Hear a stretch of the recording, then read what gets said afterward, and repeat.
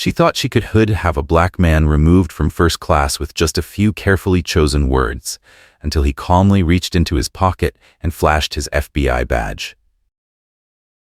Margaret Whitmore strode through Houston Liberty International Airport, her designer suitcase rolling effortlessly behind her.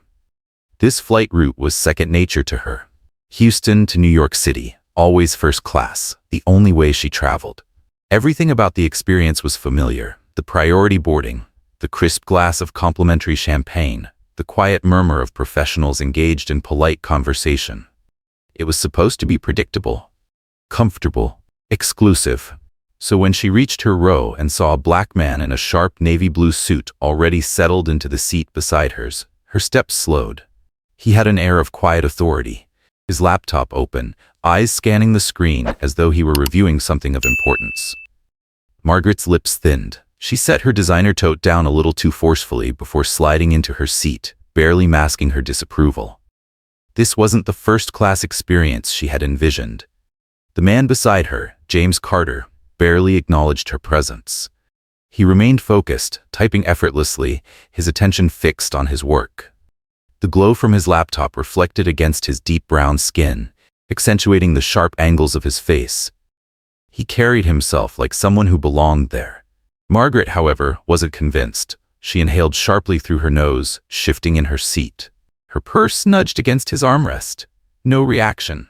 She straightened, casting a quick glance around the cabin, expecting a flight attendant to notice this obvious mistake. Then she decided to take matters into her own hands. Leaning slightly toward him, just enough to make her presence known, she spoke in a tone carefully laced with politeness. "Excuse me," she said. "Are you sure you're in the right seat?" James didn't even look up. Yes. That was it. No elaboration, no explanation. Margaret's eyes flickered with irritation. She cleared her throat, glancing around again. This time, her gaze landed on a flight attendant. Rachel Dawson, a young woman in her early 30s, was assisting passengers just a few rows ahead. Margaret lifted her hand slightly, signaling Rachel over. James sighed, subtle but noticeable. Rachel approached with her usual warm yet professional smile. "Is everything all right, ma'am?" Margaret forced a small chuckle, shaking her head as though she found the situation amusing. "I think there's been a little mix-up. I believe this gentleman is in the wrong seat." Rachel glanced at James, who finally paused his typing and looked up. His expression remained unreadable, though something flickered in his gaze. Not confusion, not surprise. Something else. Pulling out the passenger manifest on her tablet, Rachel quickly scanned the seat assignments. "Actually, Mr. Carter is in his correct seat," she said politely. "Your ticket says 2A and he's in 2B. Margaret blinked, her fingers tightening around the edge of her armrest. "That's odd," she said with a forced laugh. "Are you sure? I just assumed." Rachel, already sensing where this was going, maintained her polite demeanor. "I'm sure, ma'am. Everything looks correct." Margaret's face twitched. Her carefully maintained composure wavered for the briefest moment before she forced a tight-lipped smile. "Well," she exhaled, "I suppose mistakes happen." She turned toward the window, but she wasn't done. Not even close. Meanwhile, James had already returned to his work. Rachel hesitated for a moment, sensing the lingering tension, then gave James a small nod before stepping away. But Margaret was seething. Her fingers tapped against her knee, her breath shallow. Her eyes darted between the flight crew and James. He wasn't reacting. He wasn't explaining himself, wasn't offering reassurances, wasn't playing into whatever game she expected him to play. And that infuriated her. Margaret wasn't the kind of woman to let things go. She had flown first class for decades, and never had she found herself in a situation like this. James Carter may not have been doing anything wrong, but that didn't matter to her. He didn't belong. Her breath came quicker, irritation bubbling just beneath the surface. She couldn't just sit there and accept this. She pressed the call button. A soft chime sounded overhead. Rachel Dawson reappeared moments later. Rachel's smile remained professional and composed as she returned to Margaret's seat. "Ma'am, is there something I can help you with?" Margaret kept her voice low, her tone carefully measured. "I'd like to request a seat change." Rachel blinked. "Oh. Are you uncomfortable? Is there an issue with the seat itself?" Margaret hesitated for a fraction of a second. She couldn't say what she was really thinking. Instead, she tilted her head slightly toward James, lowering her voice even further.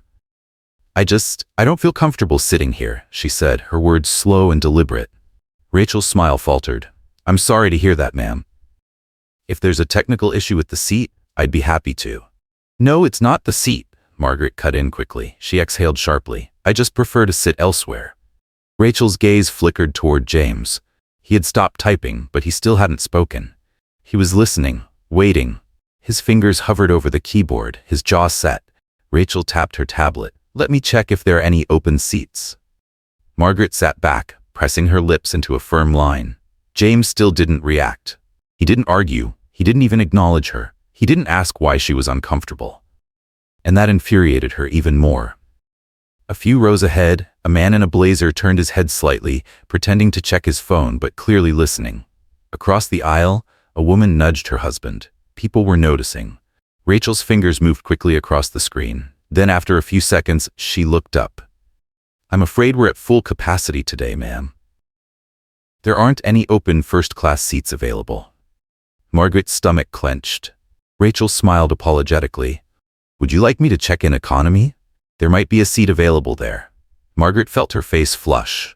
Economy? As if she would ever. She opened her mouth, but her voice caught in her throat. That's not going to work. Rachel's polite smile didn't waver. In that case, I hope you don't mind staying in your assigned seat. Margaret forced a thin-lipped smile. I suppose I have no choice. Rachel nodded. Let me know if you need anything else. She turned and walked away, but Margaret barely noticed. Her ears were ringing. James, still silent, turned back to his laptop and resumed typing. That was it. That was his response. He was just going to pretend she didn't exist. Margaret's fingers curled into fists. This wasn't over. She exhaled sharply and pressed the call button again.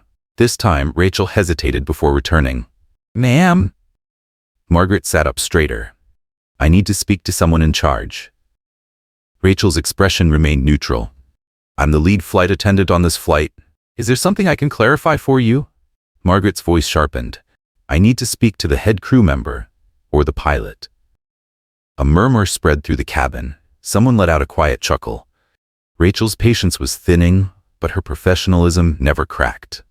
Ma'am, the pilot is preparing for takeoff and won't be available, but I'm happy to assist you. Margaret pursed her lips, her jaw tightening. James still wasn't reacting. He wasn't nervous. He wasn't shifting in discomfort. It was as if he had done this before. Margaret lowered her voice. I don't feel safe. That changed everything. Rachel's smile vanished. Her body stiffened. James stopped typing. Across the aisle, a middle-aged man wearing a Bluetooth earpiece muttered, Here we go again. Rachel straightened. I'm sorry, ma'am. Can you clarify what you mean? Margaret folded her hands neatly in her lap, tilting her head slightly. I just don't feel comfortable. She hesitated just long enough to imply something, without saying it outright. I don't want to be difficult, she added, her voice softer now, but I think it would be best if someone else took this seat. James closed his laptop. This time, he looked her directly in the eye. And for the first time, Margaret felt a flicker of uncertainty. Margaret Whitmore's lips parted, but no words came out.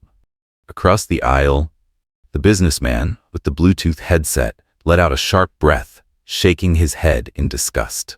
Further down, a young woman angled her phone just enough to capture the scene, pretending to scroll but clearly recording. Around her, passengers whispered in hushed voices, their gazes darting toward Margaret like ripples spreading through still water. She could feel the shift. It was subtle at first, the way control slipped through her fingers. The way polite indifference from other passengers gave way to skepticism, then open disapproval. But Margaret wasn't ready to back down. This is a simple request, she insisted, her voice still laced with forced politeness. If I'm uncomfortable, shouldn't I be allowed to move? Isn't that reasonable? Rachel Dawson's expression didn't soften. If anything, her patience thinned, her posture straighter, her hands clasped in front of her.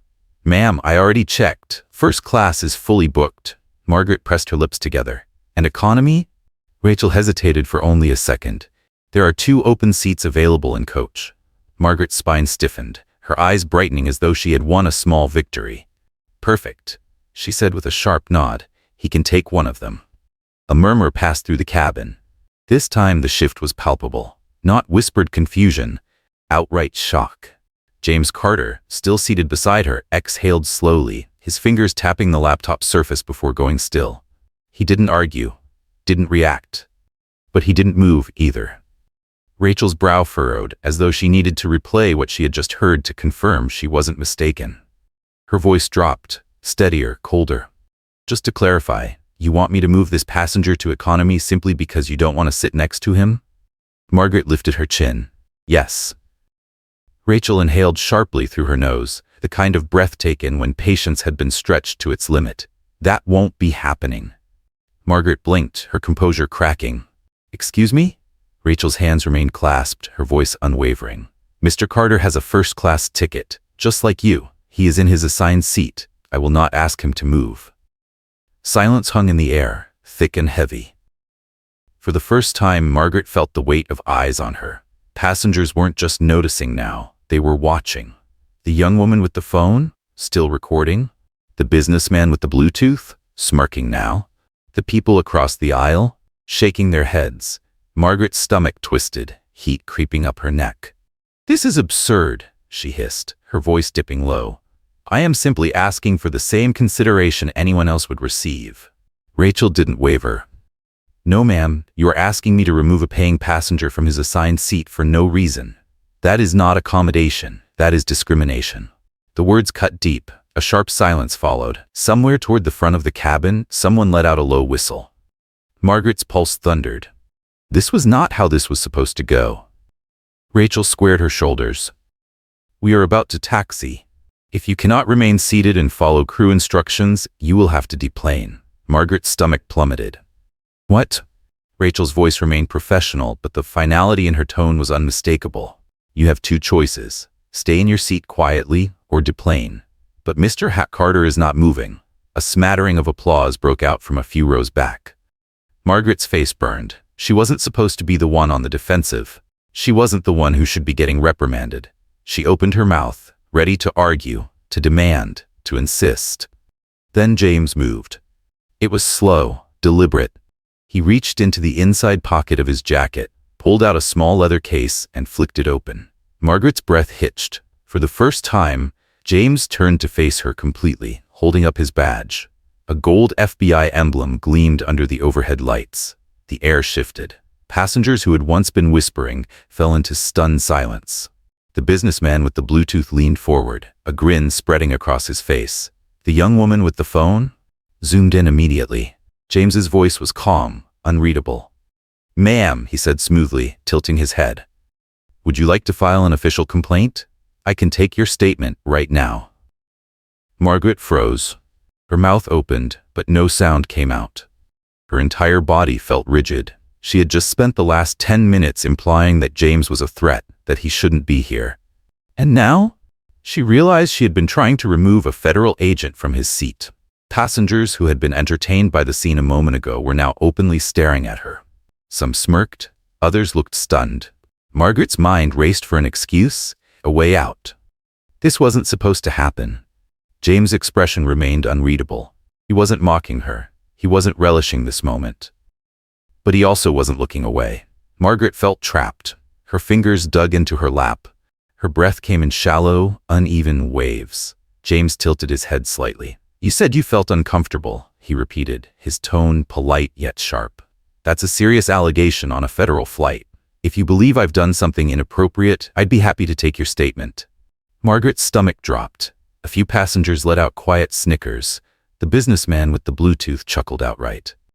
Oh, this is gold. The young woman with the phone? Still filming. Rachel stood nearby, arms crossed, waiting. Margaret's breath came fast and shallow. She couldn't admit she had lied, but she couldn't push forward either. She was out of moves. After a long, excruciating pause, she barely shook her head. No. James nodded once, as if he had expected it. He calmly closed his badge, tucked it back into his jacket, and resumed typing. Just like that, it was over. For him. But for Margaret, the nightmare was just beginning. A few passengers murmured their approval. Some even clapped. The businessman smirked and went back to his newspaper. The young woman? She was already typing. Margaret could feel it. The inevitable collapse coming. Her career, her reputation. Everything she had built, gone. Meanwhile, James Carter? By now he had already moved on. Because for him, this wasn't a scandal.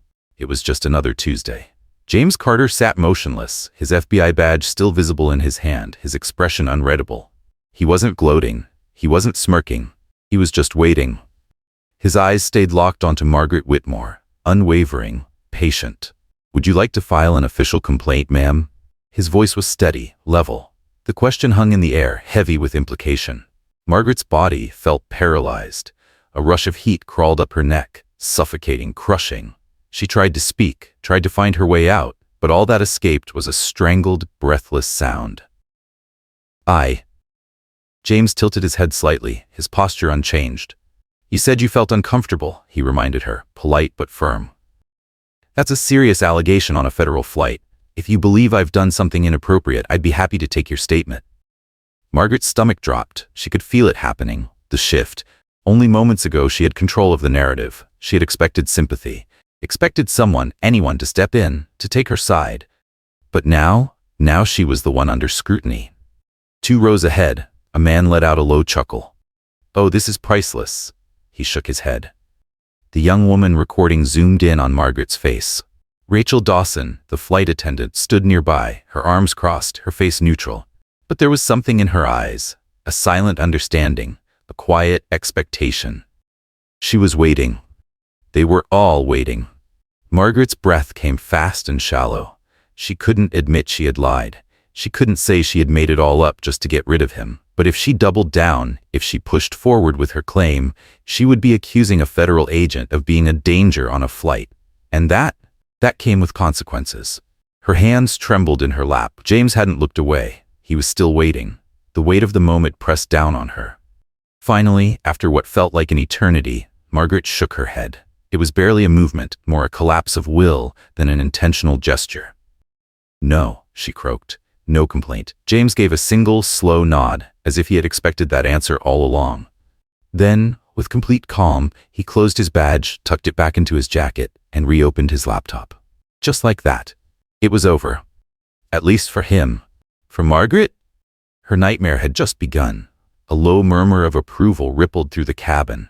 A few passengers clapped softly. Across the aisle, the businessman with the Bluetooth let out an amused breath before returning to his newspaper. The young woman with the phone? She was already typing. Margaret's heart pounded. She wanted to melt into her seat, to disappear, to go back in time and undo the last 10 minutes.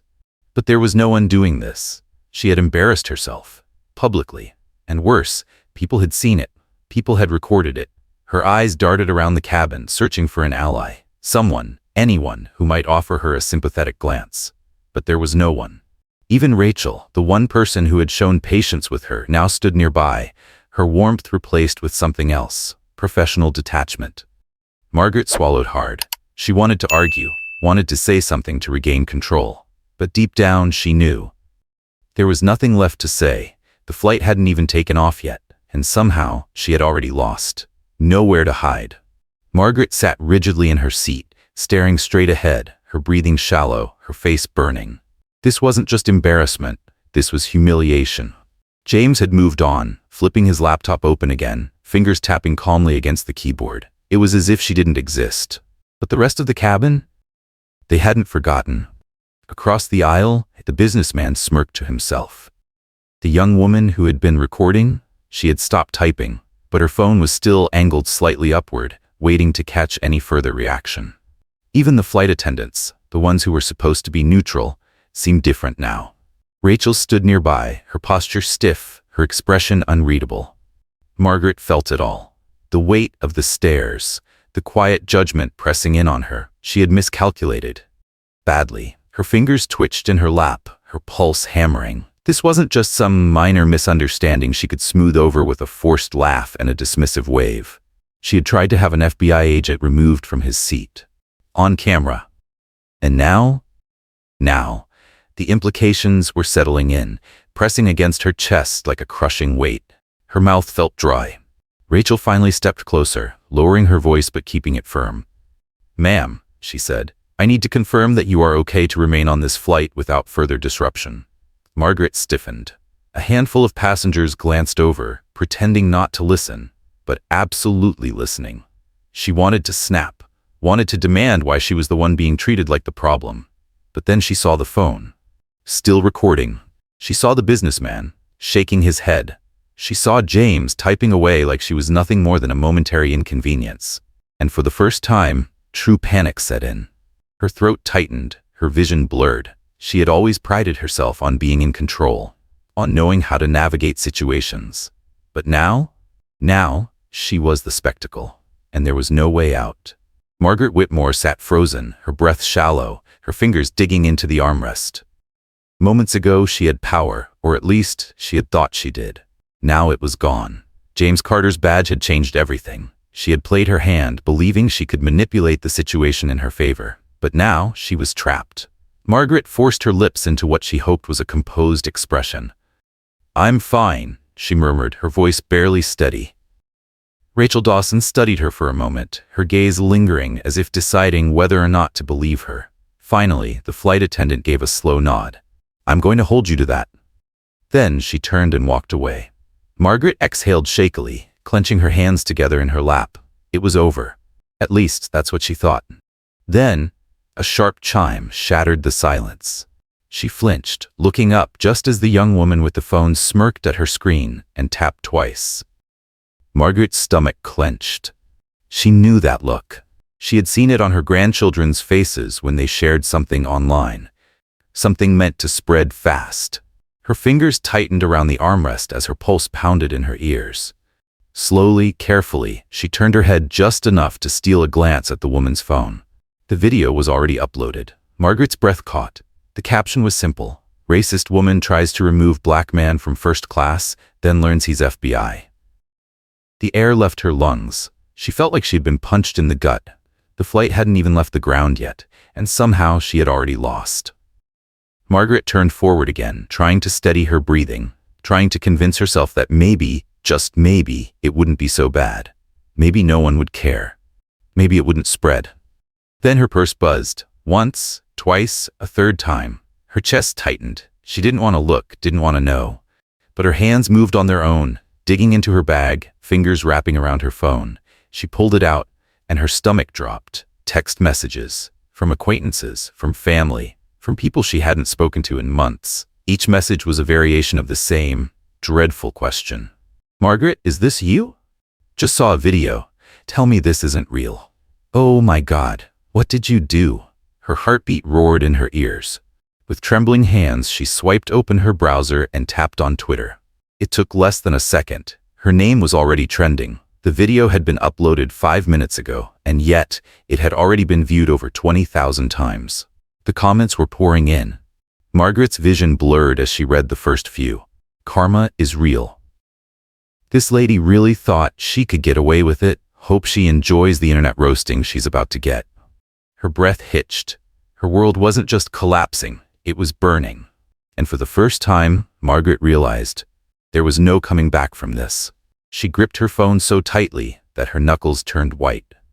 The cabin noise faded into the background, drowned out by the pounding of her own pulse. She could barely breathe. The video was still spreading. Every time she refreshed the page, the numbers jumped. 30,000 views, 42,000, 61,000. It wasn't slowing down. She blinked rapidly, her mind scrambling for a way to stop this, to fix this, to make it go away. But it was too late. She swiped down, reading more comments. "Imagine being this entitled. LMAO. She really thought she was going to get away with it. The FBI part made my whole day. Instant karma. Expose her. We need to know her name." Margaret's chest tightened.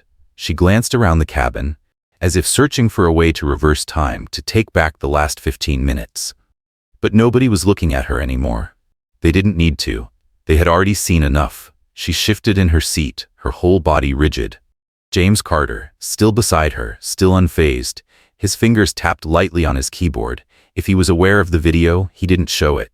He didn't care. And that somehow made it worse. Her phone buzzed again. She flinched, looked down. Her sister. Margaret hesitated, then with a shaky finger, pressed the decline button. She wasn't ready for that conversation. She wasn't ready for any of this. The plane had barely even taken off, and yet her world was already collapsing around her. She exhaled sharply, forcing herself to stay calm. She needed a plan, a way to fix this. She could apologize. Maybe that would help. No, that would only fuel the fire. She could ignore it. Pretend she hadn't seen the video. No, that was worse. Her mind raced. Her thoughts collided, spiraled. And then, a voice crackled over the intercom. "Ladies and gentlemen, we are beginning our final descent." Margaret's head snapped up. Final descent? The flight hadn't even started yet, and she was already crashing. Margaret Whitmore's stomach lurched as the pilot's voice crackled over the intercom. "Ladies and gentlemen, we are beginning our descent into New York City. The local time is 5:43 p.m. Please ensure your seatbelts are fastened as we prepare for landing." Landing! She had been so consumed by the disaster unfolding inside the plane that she'd forgotten what was waiting for her outside of it. Her fingers trembled as she refreshed the video one last time. 97,000 views. Her name was still trending. Margaret's hands shook as she stuffed her phone into her bag, as if hiding it would somehow stop the wildfire that had already spread. Maybe she could still get ahead of this. Maybe it wouldn't be as bad as she feared. Maybe, just maybe, people would move on. She still clung to that hope. Until she turned on the news. The second the doors opened, Margaret practically bolted off the plane. She ignored the side glances, the hushed whispers, the quiet chuckles of recognition. She just needed to get out. But as she hurried through JFK International Airport, her breath caught at the sight waiting for her near baggage claim. A cluster of reporters. Not a huge crowd. Not yet. But enough. A woman in a navy blazer stood at the front, microphone in hand, reading from her phone as a cameraman filmed her. The now viral video shows an unidentified woman attempting to have an FBI agent removed from first class, citing discomfort. The clip has gained over 1 million views in just a few hours. Margaret stopped breathing. 1 million? That was impossible. She turned her head quickly, praying they hadn't seen her. But one of the reporters, they had. The woman's face lit up. Wait, that's her! Margaret's pulse spiked. She couldn't be seen like this. She turned on her heel and moved fast, her heels clicking sharply against the tile floor. Her phone buzzed violently in her purse. She couldn't outrun it. She shoved past a group of travelers, her breath short, her hands clammy. She barely made it to the curb before she heard it. "Miss Whitmore, do you have a response to the video?" Margaret winced. She hadn't even realized her name had been released yet. A taxi slowed, and she nearly threw herself into the back seat. "Go." The driver raised an eyebrow. "Ma'am?" "Now," she snapped. Without another word, the driver pulled away from the curb. Margaret pressed her hands to her temples, eyes squeezed shut. 1 million views. Her stomach churned. She had built her entire life on careful reputation management, a pristine image, a respected name. And in a single afternoon, it was gone. Her phone vibrated again. This time, it wasn't a text. It was a call from an unknown number. She stared at the screen, heart hammering. Just before it went to voicemail, she answered. "Hello?" A brief silence. Then a clipped, measured voice. "Miss Whitmore, this is James Rollins, chair of the Hawthorne Foundation." Margaret's blood ran cold. She had been on the Hawthorne Foundation board for years, a charity known for its progressive stance, for its emphasis on diversity and inclusion, and she already knew what this call was about. She swallowed. "James, we're going to need you to step down." His words were immediate, unforgiving, not a request, an order. Margaret stared blankly ahead. "This is being taken out of context," she tried. James didn't waver. "The board disagrees." His voice was flat, final. "We'll be issuing a public statement by morning. We expect your resignation by then." A sharp beep. The line went dead. Margaret lowered the phone slowly, her fingers numb. It was over. Her career, her reputation, and the worst part, no one cared about her explanation. They had seen the video, and the video was enough. She let out a shaky breath, staring at nothing.